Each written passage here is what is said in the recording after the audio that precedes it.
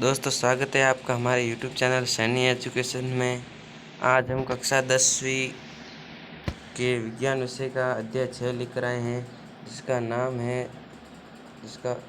है जैव प्रक्रम। जैव का मतलब होता है सजीव, जीव जंतु, और प्रक्रम का मतलब प्रक्रिया। तो जैव प्रक्रम की क्या परिभाषा है देखते हैं।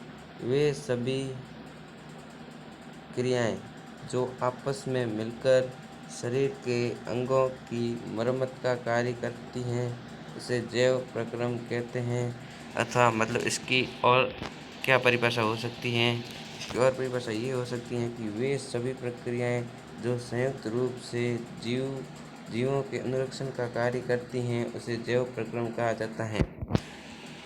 जैव प्रक्रम शब्द से दो शब्दों से मिलकर बना है। पहला है जैव और दूसरा है प्रक्रम। जैव का मतलब होता है जीव, जीवित, सजीव, और प्रक्रम का मतलब क्रियाएं या प्रक्रियाएं। जैव प्रक्रम में कौन कौन सी घटनाएं होती हैं, तो पोषण, श्वसन, वहन, उत्सर्जन। मतलब भोजन करने से लेकर अपच भोजन को त्यागने तक की सारी प्रक्रियाएं जैव प्रक्रम में शामिल हैं। अब पोषण की क्या परिभाषा है।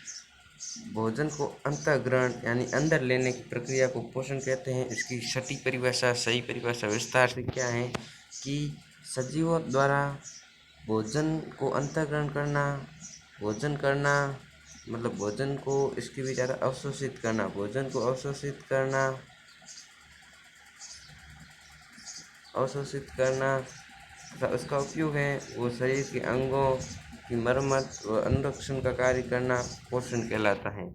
या इसके अलावा पोषण की क्या परिभाषा हो सकती है। पोषण की परिभाषा ये हो सकती है कि सजीवों में जैव रासायनिक प्रक्रिया के दौरान भोजन के जटिल कार्बनिक पदार्थों को सरल कार्बनिक पदार्थों में रूपांतरित करके ऊर्जा का निर्माण करना तथा शरीर के अंगों की मरम्मत एवं अनुरक्षण का कार्य करना पोषण कहलाता है।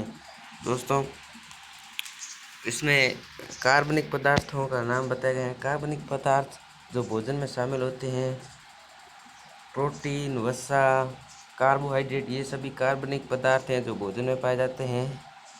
जब जटिल भोजन को सरल पदार्थ में विघटित किया जाता है तो इसका हम उपयोग करते हैं। पोषण दो प्रकार के होते हैं। मुख्य रूप से जो पोषण होते हैं वो दो प्रकार के होते हैं। पहला है स्वपोषी पोषण, दूसरा है विषमपोषी पोषण। अब इनके बारे में विस्तार से पढ़ते हैं। दोस्तों, आप साथ साथ स्क्रीनशॉट लेते रहना नोट्स के। अब स्वपोषी पोषण की वह प्रक्रिया जिसमें वायुमंडल में उपस्थित सरल कार्बनिक पदार्थों की सहायता से अपना भोजन स्वयं बनाते हैं। मतलब वे जीव जो अपना भोजन स्वयं बनाते हैं, जो भोजन बनाने के लिए प्रकृति में पाए जाने वाले कार्बनिक पदार्थों का उपयोग करते हैं अथवा किसी भोजन के लिए किसी अन्य जीवों पर निर्भर नहीं रहते हैं,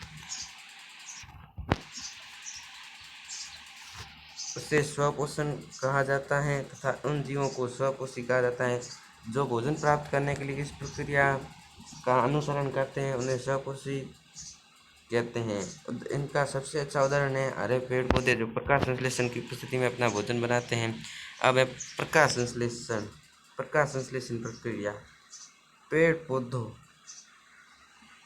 पौधे सूर्य के प्रकाश की उपस्थिति में वायुमंडल में उपस्थित कार्बनिक पदार्थों जैसे CO2 यानी कार्बन डाइऑक्साइड, H2O यानी जल की सहायता से क्लोरोफिल में अपना भोजन बनाते हैं, जिसमें ऊर्जा संचित होती है। क्लोरोफिल मतलब हरित लवक, जिसे हरित लवक भी कहा जाता है, क्लोरोप्लास्ट। तो ये पेड़ पौधे हैं जो अपना भोजन दिन में ही बना सकते हैं, क्योंकि भोजन बनाने के लिए इन्हें सूर्य के प्रकाश की आवश्यकता होती है। अब प्रकाश संश्लेषण की रासायनिक समीकरण क्या है, तो CO2, H2O, CH3, H12O6। ये दोस्तों ग्लूकोज का सूत्र है। ये ग्लूकोज का रासायनिक सूत्र है O2H2O। अब रासायनिक समीकरण को संतुलित करने के लिए यहाँ 6 लगा दिया, यहाँ 6 लगा दिया। तो ये समीकरण संतुलित नहीं है दोस्तों। इसमें थोड़ी यहाँ मुझे लगता है यहाँ देखिए हाइड्रोजन 12 है और यहाँ पे देखिए हाइड्रोजन 12। तो यहाँ इस साइड हाइड्रोजन 24 है, तो इस तरह भी 24 होना चाहिए। यहाँ तो 2 हाइड्रोजन ही है, तो इसके आगे 12 लगा देंगे तो ये समीकरण हमारा संतुलित हो जाएगा। इधर भी हाइड्रोजन 24 हो जाएंगे और इधर भी हाइड्रोजन है वो 24 हो जाएंगे। इसलिए समीकरण संतुलित करने के लिए यहाँ भी 12 लगाना पड़ेगा। अब प्रकाश संश्लेषण के लिए आवश्यक कच्ची सामग्रियाँ, मतलब प्रकाश संश्लेषण की प्रक्रिया भोजन बनाने के लिए पेड़ पौधों को किस किस चीज़ों की आवश्यकता रहती है, कौन कौन से कार्बनिक पदार्थ हैं। तो सबसे पहले सूर्य का प्रकाश आवश्यक है। सर्वप्रथम पौधों को सूर्य का प्रकाश चाहिए। इसके बाद क्लोरोफिल यानी जो हरित लवक है वो चाहिए। हरित लवक जिसमें हरा रंग पाया जाता है, हरित लवक जिसमें हरा रंग पाया जाता है। कार्बन डाइऑक्साइड मतलब CO2 और H2O यानी जल। दोस्तों ये 4 कच्ची सामग्रियाँ हैं जो पौधों को भोजन बनाने के लिए बहुत ही आवश्यक हैं। अब प्रकाश संश्लेषण की प्रक्रिया में होने वाली घटनाएं, ये दोस्तों RBSc 10वीं बोर्ड के 2022 में पूछा गया सवाल है। ये 3 नंबर का सवाल पूछा गया था। सवाल इस तरह पूछा गया था कि प्रकाश संश्लेषण के दौरान कौन सी घटनाएं होती हैं, लिखिए। तो प्रकाश संश्लेषण के दौरान ये घटनाएं होती हैं। पहला, क्लोरोफिल द्वारा प्रकाश ऊर्जा को अवशोषित करना। क्लोरोफिल जो हरे रंग का हरित लवक होता है वो सूर्य के प्रकाश को अवशोषित करता है। ये पहली घटना हो गई। इसके बाद प्रकाशीय ऊर्जा को रासायनिक ऊर्जा में रूपांतरित करना, मतलब जो सूर्य से ऊर्जा आती है, किरणों से जो ऊर्जा आती है उसे रासायनिक ऊर्जा में बदल दिया जाता है।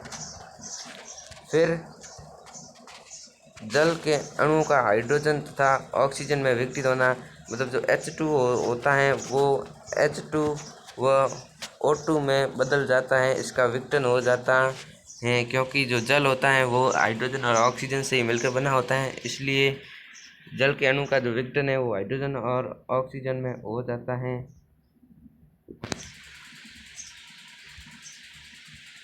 अब है रंध्र की बात करते हैं। जो छोटे छोटे पौधे, पेड़ पौधों की पत्तियों में जो छोटे छोटे छिद्र पाए जाते हैं उन्हें रंध्र कहा जाता है। ये रंध्र के चित्र हैं। ये खुला रंध्र है। ये जो है ये जो आपको दिख रही है इसमें हरा रंग आता है। ये सारी पत्तियां हैं। ये सारी पत्तियां हैं।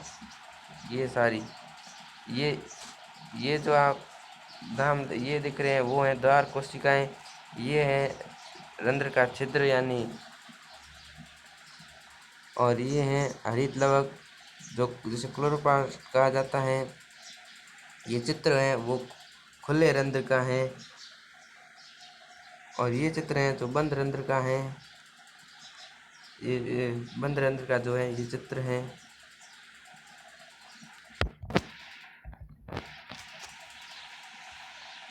अब इस जो रंध्र है उसके कार्य क्या है।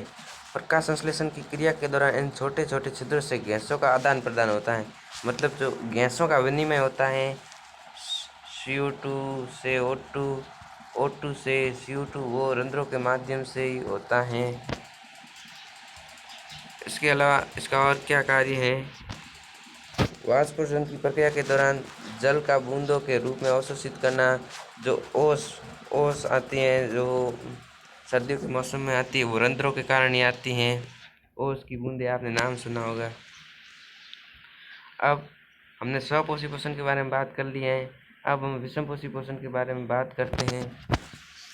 वह पोषण जिसमें जीव अपने भोजन के लिए दूसरे जीवों पर निर्भर रहते हैं, अर्थात अपना भोजन खुद नहीं बना सकते हैं, उन्हें विषमपोषी पोषण कहते हैं। और जो जीव इस प्रक्रिया का अनुसरण करते हैं वो विषमपोषी जीव कहलाते हैं। विषमपोषी जीव के प्रकार, पहला प्रकार होता है प्राणी समपोषी पोषण। वे जीव जो संपूर्ण भोज्य पदार्थों का अंतःग्रहण करते हैं, मतलब सभी प्रकार के भोज्य पदार्थों को अपने अंदर लेते हैं और उनका पाचन शरीर के भीतर होता है, प्राणी संपोषी पोषण कहते हैं। उदाहरण है, इसके उदाहरण है वो कोशिका की संख्याओं के आधार पर हैं, मतलब कौन सा जीव है वो कितनी कोशिकाओं से मिलकर बना है, उसके आधार पर इसके उदाहरण तय होते हैं। तो देखते हैं इसका उदाहरण। संख्या के आधार पर एक कोशिका वाले जीव, वे जीव जिनका शरीर एक कोशिका से मिलकर बना होता है उसे एक कोशिका जीव कहा जाता है, जैसे अमीबा,